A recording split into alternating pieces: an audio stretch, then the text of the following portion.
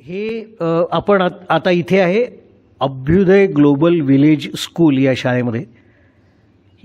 या शाळेसोबत अनबॉक्स म्हणजे पूर्वीचं या पूर्ण चळवळीचं नाव हे स्कूल ऑफ क्रिएटिव्हिटी किंवा शॉर्ट फॉर्ममध्ये ज्याला SOC असं संबोधलं जायचं, ते मुलांनीच नाव ठेवलं होतं. तर अभ्युदय ग्लोबल विलेज स्कूल या शाळेमध्ये असलेले विद्यार्थी हे याच पंचक्रोशीतल्या म्हणजे आजूबाजूच्या विविध गावांमधून इथे यायचे. ही शेतातली शाळा म्हणून या शाळेचं एक वेगळी ओळख अशी आहे अभ्युदय ग्लोबल विलेज स्कूल. तर विविध गावांमधून यायचे. तर मी विचारू इच्छितो की तू कुठल्या गावातनं आली आणि काय तुझं नाव आहे आणि SOC बद्दलच्या आठवणी एकूणच तुला काय सांगते? माझं नाव संचिका आहे. मी बडेगावला राहते. मी लहानपणापासून नर्सरीपासून इथे शिकलेली आहे. तर आम्ही जेव्हा छोटे होतो तर SOC हा आमच्या अभ्यासक्रमात म्हणजे आमचे क्लासेस होत असताना SOCसाठी पण काही पिरियड ठेवले जायचे. तर SOC असायची ती वीकमध्ये एकदा असायची. तर आम्ही आमचे सगळे जे फ्रेंड्स होते ते SOCसाठी पूर्ण हफ्ताभर वाट बघायचे की SOC कधी होणार, कधी दिवस येणार तो. जशी SOC आली सगळे आपापली किट घेऊन आणि रंग, ग्लू, कैची, स्केल सगळे जे SOCची सामग्री होती ते घेऊन सगळे खूप उत्साहित असायचे. आणि SOC म्हटलं म्हणजे काय ॲक्टिव्हिटी येणार, आम्ही काय करणार. मोठमोठ्या शीट असायच्या. तर त्यामध्ये आपल्या कल्पनेनुसार निसर्गाला पाहून आपल्या विचारांना जी दिशा मिळायची ती त्या कागदावर यायची. म्हणजे आपल्यातली क्रिएटिव्हिटी, आपल्यातले विचार ते त्या कागदावर आम्हाला स्वतःला दिसायचे. SOC हा एक म्हणजे अभ्यास तर आम्हाला असायचाच, पण एक अभ्यासातून वेगळं काहीतरी तर म्हणजे पूर्ण याच्यामध्ये मग इंटरेस्ट यायचा की नाही SOC असायला हवी. प्रत्येकजण SOCसाठी खूप एक्सायटेड असायचं. तर SOC हा खूप छान एक्सपिरियन्स होता माझ्यासाठी आणि ती क्रिएटिव्हिटी करून मला खूप आनंद मिळायचा.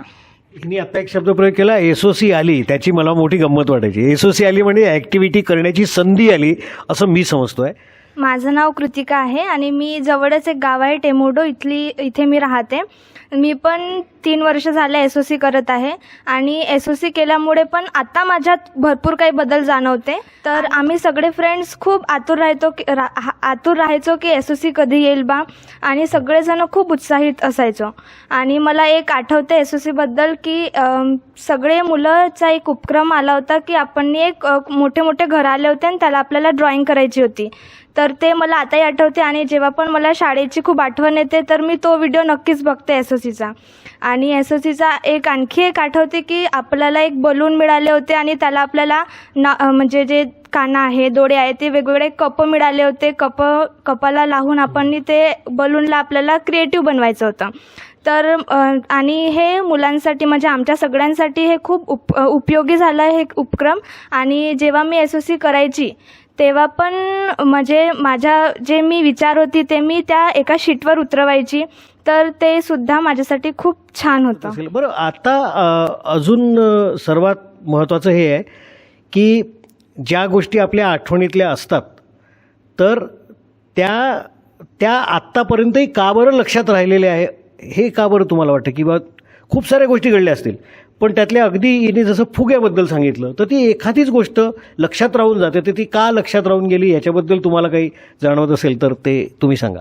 माझं नाव दीपिका ठाकरे आहे. मी पण इथल्याच खुबाडा या गावामध्ये राहते. की मुलं म्हणजे SOCला का बरं वेगळं मानायचे आणि त्याच्या म्हणजे जसं आता हप्त्यातून 7 दिवस असतात आणि सांगितलंच तर त्याच्यातच सगळे रोज अभ्यास, रोज मॅथ्स, हिंदी, सायन्स हे सगळं तर होतच होतं. पण एक दिवस गुरुवार असा असायचा ज्या दिवशी खरंच काही वेगळं व्हायचं आणि मनामध्ये सगळ्यांच्या नवीन आशा, उम्मीद असायची की आज काहीतरी नवीन होणार, आज आपल्यासाठी SOC येईल आणि आपण त्या SOCमधून म्हणजे आपल्या मनातलं जे काही आहे ते सगळं त्याच्यावर उतरवू. तर ही आमच्यासाठी स्वतःला बहरण्याची किंवा ते फुलण्याची ती संधी असायची.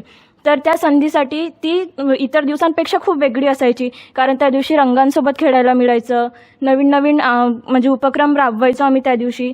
तर तो दिवस आमच्यासाठी तो स्पेशल बनायचा हप्त्यातला. एक गेम पिरियडपेक्षाही तो अगदी खूप जवळचा दिवस वाटत होता. कारण त्या दिवशी आम्ही स्वतःला नवीन पानावर बघणार होतो. पुस्तकात मॅथ्स, हिंदी, सायन्स तर हे रोजच बघत होतो, पण तो जो गुरुवार असायचा त्या दिवशी 1 तास आम्हाला जो SOCला मिळायचा तो स्वतःची नवी छवी तयार करण्यासाठी मदत करायचा. म्हणून ते दिवस लक्षात राहतात आता पण. आणि जसं एक तुषार नावाचा मुलगा होता, तो माझ्या क्लासमध्ये म्हणजे आमच्या क्लासमध्ये, तर तो अभ्यासात तेवढा हुशार नव्हता, पण त्याला शाळेत येणं पण आवडत नव्हतं तेवढं, पण तो खूप मस्ती करायचा. तर तो थोडं बहुत स्वतःला हे करून घेत होता. पण ज्या दिवशी SOC असायची तो त्या दिवशी नक्कीच यायचा आणि त्याला पण त्याबद्दल खूप एक्साइटमेंट राहत होती. जर अभ्यासाच्या बाबतीत बघितलं तर तो एकदम मागे, पण ज्या दिवशी SOC आली तर त्या दिवशी तो पण खूप एक्सायटेड असायचा. त्याची जे चेहऱ्यावर शाळेत येण्याबाबत जी खुशी राहत होती किंवा त्याच्या अंदर जे नवीन काही तयार होत होतं ते आम्हाला बघायला मिळत होतं. आणि मला पण ते बघून खूप चांगलं वाटत होतं की एक असा तरी दिवस असतो ज्या दिवशी सगळ्या मुलांची इच्छा असते शाळेत येण्याची. तर SOC ही एक अशी संधी होती ज्यामुळे मुलं स्वतःला बघू शकत होते आणि स्वतःची शाळेत येण्याबद्दल आवड निर्माण करू शकत होते. तर मी SOCला खरंच खूप थँक्यू म्हणते, कारण त्यांनी आम्हाला खूप मदत केली आहे स्वतःचं नवं रूप दाखवण्यासाठी आणि स्वतःला म्हणजे क्रिएटिव्ह बनवण्यात मदत करण्यासाठी. माझं नाव निशिकांत आहे. मी इथेच जवळ माझं गाव आहे खुबाडा. इथून मला पास होऊन आता 1 वर्ष झालं. पण मी लहानपणी SOC केली आहे, तर मला ते खूप आवडायचं. एका आठवड्यामध्ये 7 दिवस असायचे, तर त्यामधून आम्ही तो दिवस म्हणजे गुरुवार माझे पूर्ण मित्र आम्ही वाट बघत असायचो की मागच्या आठवड्यात आपण हे केलं होतं, या आठवड्यात काय येईल. आणि SOCच्या बाबत एक खूप अशी गोष्ट मला आवडायची की ते एक नरेशन असायचं आमच्यासाठी. तो एक पेज असायचा, त्यावर एक बुड्ढा माणूस असायचा.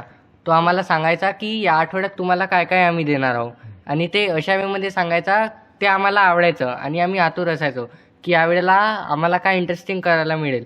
आणि जे पण असायचं ते खूप असं विविध प्रकारे आम्हाला माहीत पडायचं की अच्छा. आणि आपले जे मित्र असतात सर्वांचे विचार एकदम अलग असतात. कोणाची क्रिएटिव्ह लेवल खूप मस्त होती, कोणाला नाही जमायचं, कोणाला पेंट ब्रशमध्ये म्हणजे बरोबर पेंट वापरता नाही येत होता. तर सगळे अलग अलग प्रकारे आपले आपले विचार मांडायचे. सगळ्यांचे विचार आम्हाला बोलण्यातून तर माहीत होतं ते, पण त्यांचे जे स्किल्स आहे ते आम्हाला SOCवरून माहीत पडले की तो जरी स्टडीजमध्ये चांगला नाही आहे बट ही इज क्रिएटिव्ह. तर आम्हाला हे सगळं पाहून खुशी व्हायची की या ॲक्टिव्हिटीला आपण अशा प्रकारे ड्राईव्ह केलं, पण माझ्या मित्रांनी तर माझ्यापेक्षा अजून चांगलं केलं आहे. तर ते ऐकून खूप मस्त वाटायचं आणि ते पाहून पण. आणि फक्त ही माझ्याच क्लासचं असायचं, आणि जर ॲक्टिव्हिटी अलग अलग क्लासची बघितली तर त्या पण अलग अलग असायच्या. तर हा खूप इंटरेस्टिंग असं प्रकरण व्हायचं. SOC म्हणजे खरोखर क्रिएटिव्हिटी होती. याचा नेमका अर्थ काय? स्टडीज म्हणजे काय? म्हणजे SOCमध्ये सुद्धा वेगळ्या पद्धतीचं काहीतरी अभ्यास किंवा स्टडी होतही असेल, पण तुला जे नेमकं सांगायचं आहे स्टडीज, त्याच्याबद्दल काय तुला वाटतं? अकॅडमिक पोर्शन्समध्ये मॅथ्स, इंग्लिश, तर काही लोक असतात ज्यांना हे सगळं एकदम उत्कृष्ट पद्धतीने मांडता येतं आणि पेपरवर ते लिहून चांगले मार्क्स घेऊ शकतात. आणि त्यांच्या ह्याच्यानी आपण त्याला जज करतो ही इज द टॉपर, आणि म्हणजे त्याचा एक इमेज निर्माण होते की ही कॅन डू इट. आणि मग टीचर्स त्यांच्यासाठी थोडंसं स्पेशल असणं किंवा तो मित्रांमध्ये असा खास होऊन जातो की याचा जर सोबत आपण राहिलो तर आपल्यामध्ये पण काहीतरी बदल होणार. तर हे एक अकॅडमिक पोर्शन असतं. आणि SOCचं तसं नसायचं. प्रत्येकाची अलग अलग क्रिएटिव्हिटी लेवल असते आणि ते लेवल आम्हाला तिथे पाहायला मिळायची. म्हणजे जर माझा कोणता मित्र आहे ज्याला लिहिता वाचता थोडंसं कमी येतं आहे माझ्यापेक्षा, तर मी त्याच्यावरून असा जज करू शकत होतो. आणि जर मी त्याची क्रिएटिव्हिटी बघितली तर तिथे मी स्वतः मागे पडायचो की he is good at that. मी त्याला जज नाही करू शकत, तो आपल्यापेक्षा कोणत्यातरी गोष्टीत चांगला आहे हे SOC दर्शवायची. बरीच वर्ष झाली त्या तुम्ही जे केलं ते बरीच वर्ष आली, आणि ते एका वर्गानंतर थांबून पण गेलं होतं. तर मला असं वाटतं काहीतरी तो कोरोनाचा काहीतरी पिरियड असेल ज्याच्यानंतर मग ते परत नाही होऊ शकलं. तुम्ही शाळा पण आता रिसेंटली सोडली, पण तुम्ही कोरोनाच्या आधी SOCच्या ॲक्टिव्हिटीजचा अनुभव घेतलेला आहे जे आता तुम्ही बोललात. कोरोनामध्ये 1-2 वर्ष ते सगळं थांबलं म्हणा, 1-1.5 वर्ष, पण नंतर परत शाळा तर सुरू झाली. मग तुमचे भाव काय होते त्याच्याबद्दल, की असायला हवी होती SOCची ॲक्टिव्हिटीज की काय, आणि का बरं असायला हवी होतं असं तुम्हाला वाटतं? माझं नाव मोनिष्का, मी पण रिसाळ्यालाच राहते. तर एक अशी ॲक्टिव्हिटी होती की एक पेज होता आणि त्यावर म्हणजे खाली सी होता आणि वर त्याची म्हणजे काही झाडं किंवा बिल्डिंग्स असे होते आणि त्याची जस्ट डुप्लिकेट आपल्याला खाली काढायची होती की त्याची छवी कशी असणार. ते त्याच्यामध्ये काढायचं होतं. आणि ती एक शब्द मी फक्त टाकतो, रिफ्लेक्शन. रिफ्लेक्शन त्याचं दाखवायचं होतं. म्हणजे जर आता मी तो लॉजिक लावला आणि आता जर मी त्याचं थोडं तरी ॲनालाइज केलं तर मला असं वाटतं की जर ते रिफ्लेक्शन ते आपण त्या ड्रॉइंगची करत आहे, पण जेव्हा मी ते स्टार्ट केलं की मी सेल्फ रिफ्लेक्शन करायला लागली, सेल्फ ॲनालाइज करायला लागली, तर ते खूप जास्त हेल्पफुल ठरलं मला, ती ॲक्टिव्हिटी जे मी आता कनेक्ट करत आहे. तर अजूनही त्या ॲक्टिव्हिटी ज्या काही केल्या त्यातनं तुम्हाला जे काही कळलं, शोध लागला, त्याचा उपयोग तुम्हाला आताही होतो का? आणि त्याची काही उदाहरणं असतील तर नक्कीच ते आवडेल. एक छंद होता की चला की मला सुभाषचंद्र बोस आवडतात आहे, तर त्यांना स्केच करून बघू. आणि असंच करता करता मग मी जे लोक मला आवडतात आहे त्यांचे स्केचेस बनवले आणि त्याला फ्रेम करून आता पण ठेवलं आहे की मोटर स्किल्स त्यामुळे डेव्हलप तर झाल्यात. आणि त्याच मोटर स्किल्स आता मला जेव्हा मी फिजिक्स करतो, जेव्हा मला मोठ्या मोठ्या डायग्राम्स काढायच्या असतात, तर त्या खूप युजफुल ठरतात. आणि त्यामुळे जे रिसोर्सेस असतात ते मला खूप आवडते की आपल्याकडे जे मेकॅनिकल रिसोर्सेस आहे हे ठेवल्या पाहिजे. म्हणजे रिसोर्सफुलनेस आली आहे ड्यू टू SOC. जसं असं अनुभव वाढला की अच्छा हे स्केलनं असं नाही जमत आहे, चला पेन्सिल ट्राय करू, हे नाही होत आहे मग दुसरी पेन्सिल ट्राय करू. तर असं वाटत नाही की आपल्याकडे रिसोर्सेस नसायला हवे. स्वतः म्हणजे जे स्वावलंबीपणा असतो की दुसऱ्यांकडे मागायची गरज नाही पडली पाहिजे, हा खूप आला आहे SOCमुळे. स्किल म्हणजे प्रत्येकात काही ना काही असते, तर SOCमुळे मला ही स्किल मला कळली की माझ्यात आहे बघ आणि मी मंडाला आर्ट करू शकते. तर ही माझ्याबद्दल म्हणजे मला कळलं की आता म्हणजे मी पण क्रिएटिव्ह आहे. आणि मला असं अगोदर वाटतच नव्हतं की माझ्यात काही आहे बा आणि मी काही करू शकते अशा क्रिएटिव्ह पद्धतीमुळे. पण मला SOCने हे जाणीव करून दिलं की मी आहे क्रिएटिव्ह. मी लहान असताना SOC करायची, तर ती मला आता पण युजफुल ठरते. माझ्या स्कूल लाईफमध्ये SOC असा भाग होती की मला माझ्या स्मरणात ती आतापर्यंत आहे. आणि असं मला वाटते की आताही ती चालत राहावी. मी पुन्हा शाळेत यावं, पुन्हा तो एक दिवस यावा आणि पुन्हा ती करावी, मला असंच वाटतं. तर मला जेव्हाही म्हणजे माझं मूड म्हणजे डाऊन असला किंवा मला सॅड वाटत असेल किंवा हॅपी वाटत असेल किंवा मी बोर फील करत असेल, तर मी कोणत्याही वेळी जेव्हा मला काहीतरी वाटत असेल माझ्यामध्ये आणि फ्री वेळ असेल, तर मी SOC करण्याचा प्रयत्न करते. तर ती ठरवलेली नसते, तर माझ्या मनात जे येते ते मी करते. जसं की निसर्गाच्या मदतीने किंवा निसर्गाचे जे रिसोर्सेस आहे, पानं, फुलं, या मदतीने मी करण्याचा प्रयत्न करते. तर माझे इमोशन्स जे आहे ती मी त्या SOCच्या कलेच्या द्वारे ती रिलीज करण्याचा प्रयत्न करते. जेव्हाही मला सॅड, हॅपी वाटत असेल, तर ती आता पण SOC माझ्यासोबत, माझ्या इमोशनसोबत आता पण आहे आणि मी ती करते. आणि आणखी एक युजफुल मला वाटते की आम्ही सगळे मिळून करायचो SOC, म्हणजे सगळे फ्रेंड्स. तो त्याची आयडिया सांगायचा, तो त्याची कृती त्यावर उतरवायचा. तर प्रत्येकाची अशी वेगवेगळी ॲक्टिव्हिटी असायची. तर मला असं वाटतं की मग मला तेव्हा कळलं होतं की प्रत्येकजण वेगवेगळा असतो आणि प्रत्येकामध्ये काहीतरी वेगळं असते. आणि मी ते आताही घेऊन आहे की प्रत्येकच जण आणि त्यांच्याकडून काहीतरी आपण शिकू शकतो. तर जेव्हा ते करायचे तर त्याच्यामध्ये काहीतरी वेगळं आहे हे दिसायचं. आणि आता पण मला कळतं की प्रत्येकामध्ये वेगवेगळं असतं आणि काहीतरी त्यांच्यामध्ये क्षमता असते. तर ते माझ्यासाठी आता पण युजफुल ठरत आहे आणि आता पण ते मी घेऊन चालत आहे. वास्तव हे आहे की SOCच्या शाळेमधून केलेल्या ज्या ॲक्टिव्हिटीज होत्या त्या 3च वर्ष होत्या, पण तरीही प्रत्येक व्यक्ती अजूनही मी SOC करते हे सांगत असताना मला प्रश्न पडला की असं का बरं आहे. तर मुळात 3 वर्षात जो यांनी अनुभव घेतलेला आहे त्याच्यामधनं त्यांची जिज्ञासा अजूनही टिकलेली आहे असा मी त्याचा अर्थ घेतो. आणि त्यांच्या पद्धतीने ते ॲक्टिव्हिटी शोधून काढतात आणि ते करण्याचा प्रयत्न करतात. तर बरोबर आहे माझं म्हणणं, असंच होतं आहे. तर मी जसं तुम्ही म्हटलं की विचार करताना आता काय बदल जाणवतो, तर मला माझ्या विचारात एक बदल जाणवतो. तो म्हणजे असा की जसं आपण कोणाला जज करतो, तर आता आपल्या इंडियामध्येच बघितलं तर लोक सगळ्यात जास्त म्हणजे मुलांना जज करतात त्यांच्या पर्सेंटेजवरून, त्यांच्या मार्क्सवरून किंवा त्यांच्या म्हणजे अकॅडमिकली ते कसे आहे, तर या सगळ्या गोष्टींवरून त्यांना जज केलं जातं. पण माझ्या विचारांमध्ये मला असं दिसते की जेव्हा पण कोणत्या व्यक्तीला जज करायचं असते किंवा मग त्या व्यक्तीला परखायचं असते, तर मला असं वाटतं की फक्त अकॅडमिक याच्यानेच तो असा भरलेला असला पाहिजे किंवा भरलेली असली पाहिजे असं गरजेचं नाही आहे. तर तिच्यामागे म्हणजे त्या व्यक्तीमध्ये कोणती क्रिएटिव्हिटी आहे, ती काय करू शकते, आणखी तिच्या कोणत्या स्किल सेट आहे, तर यावर माझं लक्ष आता जास्त जाते. तिच्यातली जे क्रिएटिव्हिटी आहे तर ती त्याला जाणते का, त्या क्रिएटिव्हिटीमध्ये ती किती बहरलेली आहे. तर ही गोष्ट माझ्या डोक्यामध्ये सगळ्यात अगोदर येते, जर म्हणजे पर्सेंटेजला सोडून. तर मला माझ्यातला हा स्वतःचा जो विचार आहे तो खूप चांगला वाटतो आणि हा विचार मला SOC याच्याच माध्यमातून मिळालेला आहे. तर ही एक माझ्यामध्ये बद्दल खूप छान आहे. आणि जसं तुमच्या सेकंड लहानपणी जेव्हा म्हणजे आम्ही पण मुलं होतो तर तेव्हा असं वाटते की तेव्हा आपले जास्त डोक्यामध्ये विचार चालत असते आणि त्या विचारांना एक डिरेक्शन किंवा विचारांना बाहेर कसं काढायचं, तर त्याची संधी म्हणजे SOC आहे.